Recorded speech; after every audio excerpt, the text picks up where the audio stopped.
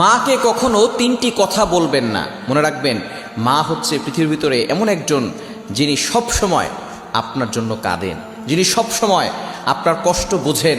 ওই মায়ের সাথে কখনো খারাপ ব্যবহার করবেন না। মা সবচেয়ে বেশি কষ্ট সহ্য করেছেন। আপনি যে দুনিয়াতে এসেছেন, 10 মাস মায়ের পেটে ছিলেন, কত লাতে গুতা মেরেছেন, মা কত লাতে গুতা সহ্য করেছে, আপনাকে কখনো বোঝা মনে করে নাই।